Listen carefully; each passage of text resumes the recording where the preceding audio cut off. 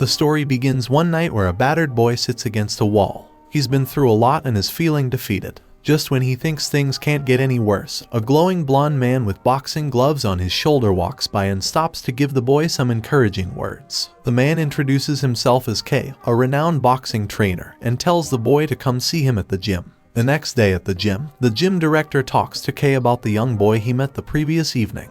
The director tells K that the boy had been effortlessly sparring with one of their best boxers. Intrigued, K asks the gym director to bring in the strongest boxer to spar with the young boy, who turns out to be Ryu. When called to the ring, Ryu demonstrates his excellent fighting skills against steel, but ultimately gets hit due to his lack of boxing experience. After the sparring match, the gym director asks K for his thoughts on Ryu's potential as a champion boxer. K confirms that Ryu has the talent and determination to become a champion. He can see the fire in Ryu's eyes and knows that he has what it takes to go all the way. K offers to train Ryu himself, seeing great potential in the young fighter. As K and the gym director continue to talk, K's attention is suddenly drawn to a disturbance outside the gym. He sees a boy with a blank expression about to be hit by a group of bullies. K quickly springs into action and intervenes, using his boxing skills to defend the boy and send the bullies running. The boy, grateful for K's help, introduces himself as Ken and asks if he can train at the gym as well. K agrees, and the two become fast friends, training together and pushing each other to be their best. Under K's guidance, both Ryu and Ken go on to become successful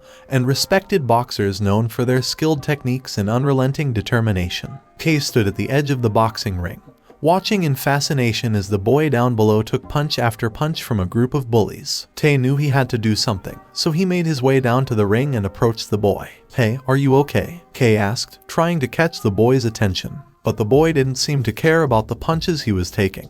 He just stood there, taking the hits and not even flinching. K was shocked by the boy's calm demeanor and decided to test his skills. He threw a punch at the boy, hoping to catch him off guard, but to K's surprise, the boy easily dodged the blow. K knew he had just witnessed something special. He approached the boy and asked him if he wanted to learn how to box. The boy simply looked at K and asked, "Is hitting people fun?" Kate chuckled and replied, "Of course, it's fun. It's human nature to want to fight and be the best. That's what being alive is all about." K then showed the boy a simple 1-2 combo and told him to come back to the gym in a month.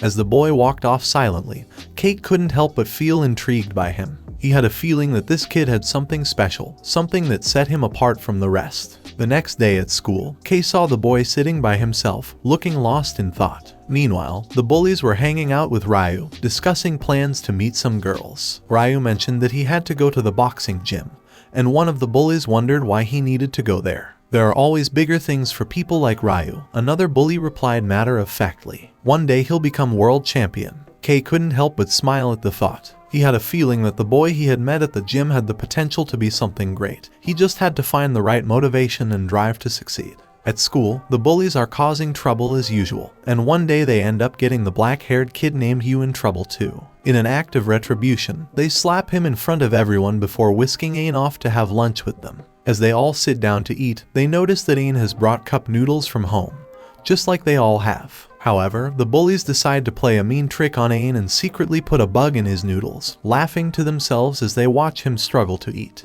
"What's the matter, Ain? Can't handle a little bug in your food?" One of the bullies, Ryu, taunts. Seeing the disgust on Ain's face, the other bullies chime in and exclaim that it's probably because he doesn't have enough toppings on his noodles. They then proceed to add their own toppings to Ain's noodles, including phlegmy spit and a lollipop. Ain looks on in horror as Ryu viciously asks if it's not enough before they force him to eat it all. After the cruel prank, Ain is left feeling sick and humiliated. He makes his way to the drinking fountains and gags before vomiting into one of them. The other students give him a wide berth, not wanting to get involved in the bullying. In PE class, the boys are playing football while Ain and Yu sit out. Ain can't help but feel a sense of sadness and frustration as he watches his classmates play. He turns to Yu and asks him why he isn't playing despite being good at sports. Yu replies that he finds it boring and doesn't see the point in putting in all that effort just to win.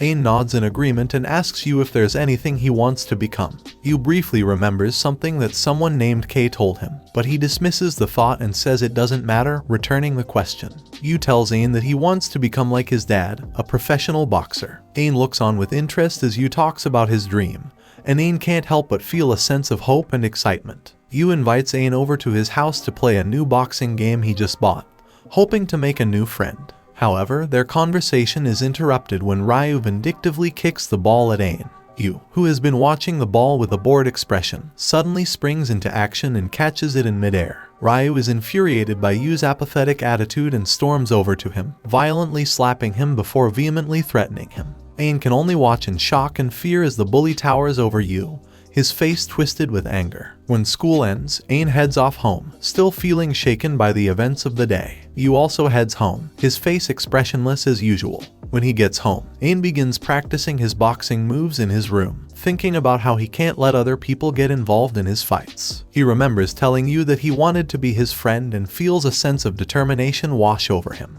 However, he can't shake the image of Ryu's threatening aura from his mind, and he dejectedly calls himself a loser before collapsing onto his bed in the evening. He sits on the edge of his bed trying to psych himself up for the challenges ahead. He knows that he can't go on living like this, constantly feeling afraid and powerless, but he is also aware of the harsh reality of Ryu Biksen and his immense strength. He can't help but wonder if he will ever be able to stand up to him and put an end to the torment he and his friends have been suffering. As he contemplates his options, he hears his father come home and decides to ask him for advice. His father, a former pro boxer, always has wise words to share. Vinny gathers his courage and approaches his father, asking him what he did when he had to fight against someone who was much stronger than him. Thinking for a moment, his father explains that as a boxer, he had to do his best and do what he could to win. He tells Vinny that even if you get knocked down, as long as you can still get back up, you should do so because the moment a boxer stays down, their career is over. He emphasizes that true courage, both in boxers and non-boxers, is commendable and something to be admired.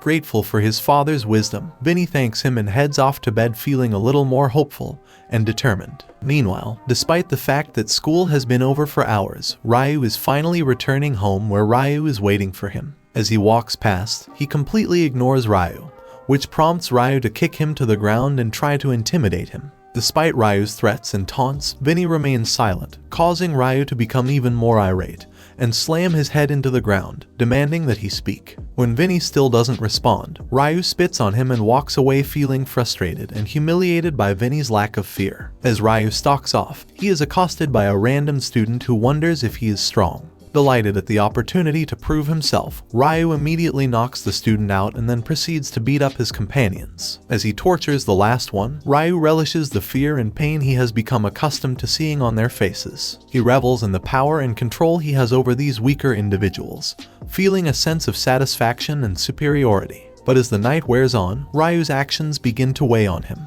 He can't help but feel a sense of emptiness and loneliness despite all the fear and respect he has garnered from his peers. He starts to wonder if this is all there is to life, constantly fighting and causing pain to others. At the same time, Vinny is awake in bed, still thinking about his father's words and how he can apply them to his own situation. He knows that he can't just sit back and let Ryu continue to terrorize him and his friends. He resolves to do whatever it takes to stand up to Ryu and put an end to the cycle of violence and intimidation. As for Vinny, he sits silently with his sleeping cat in his lap, his eyes dead and empty. He has become numb to the constant fear and abuse he has endured, not knowing how to escape from the darkness that surrounds him. The next morning, he wakes up feeling refreshed and ready to tackle the day ahead. He begins his daily routine by washing his face, taking a moment to splash some cold water on his face and wake himself up. After drying off, he heads to the kitchen to make breakfast. He takes a little extra time to cook a filling meal, knowing that it will give him the energy he needs to make it through the school day.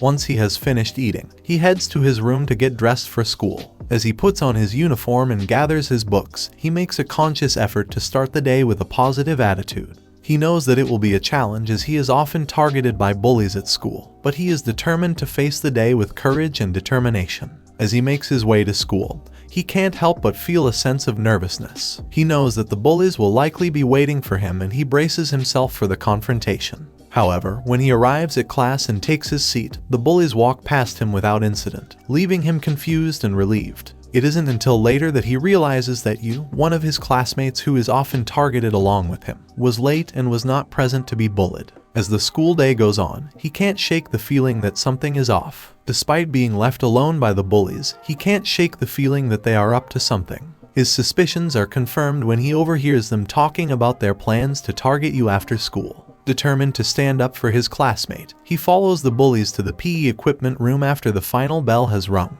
When he arrives, he finds the bullies roughing up a seemingly emotionless and apathetic Yu, with Ryu, the leader of the group, observing and making comments. His heart races as he watches the scene unfold, knowing that he has to do something to stop it. With a burst of courage, he steps forward and tells the bullies to stop. They are caught off guard by his sudden appearance, and for a moment, they hesitate. He takes this opportunity to adopt a boxing stance, recalling the moves his father had taught him in case he ever found himself in a situation like this. One of the bullies approaches confidently, but he strikes him with a solid 1-2 punch, stunning the bully and drawing blood. As the tables turn and he grows in confidence, Ryu steps forward and mockingly notes that he has learned some boxing. Leaning in, Ryu derisively challenges him to see what he is made of, and he stands his ground, determined to protect his classmate and stand up for himself. He knows that it will be a difficult fight, but he is ready to face it head-on with his target right in front of him. He takes a deep breath and reminds himself of his game plan.